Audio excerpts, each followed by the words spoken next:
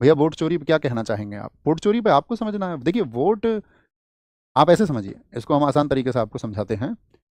अ, आपने फसल बोई, तो जब आप फसल बोते हैं तो आप चाहते हैं ना कि फसल अच्छी पैदा हो। अच्छी फसल पैदा हो इसके लिए आप वर्ष भर मेहनत करते हैं, आप चाहते हैं उसके कुछ नतीजे आए। अब उसके जो नतीजे आने हैं, अब आपका जो फल है वो यानी कि जो आपने अनाज पैदा किया उसको कोई लेके भाग जाए, तो यानी कि देखिए लोकतंत्र की सबसे बड़ी शक्ति क्या है? लोकतंत्र की सबसे बड़ी शक्ति है वोट।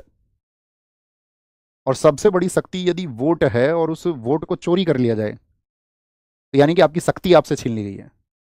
आपको लगता होगा कि बहुत साधारण सी चीज़ है, आप एक चुनाव कर रहे हैं, आप चाहते हैं कि ये अमुक व्यक्ति जीत करके आए और वहां वोट चोरी हो जाए, तो फिर आप क्या कहेंगे? तो आप कहेंगे कि इससे तो जो व्यक्ति अच्छा है और अच्छा कार्य करना चाहता था, जिसने अच्छी योजनाएं प्रस्तुत की थी जनता के सामने, तो कोई फायदा नहीं हुआ फिर तो उसका। तो राहुल गांधी जी ने सवाल उठाए कि भाई आपका यहाँ पर जो है हम सवाल उठाते हैं आपसे कि आप यहाँ पर जो है एक पाक्षिक रूप से, जैसे कर्नाटक में सवाल उठाए गए 1 लाख फर्जी वोटर्स, बहुत जगह सवाल उठाए। हालांकि इलेक्शन कमीशन ने अभी उनसे जवाब मांगा है इस बात पर कि भाई इस बात के प्रूफ दो, है ना, उनको उल्टे प्रूफ दो कि यहाँ पर आप जो कह रहे हैं, आप जो आरोप लगा रहे हैं वो सच्चे हैं, तो वो प्रूफ मांगे आगे, वो देंगे डेटा को उसको, ये रहे प्रूफ।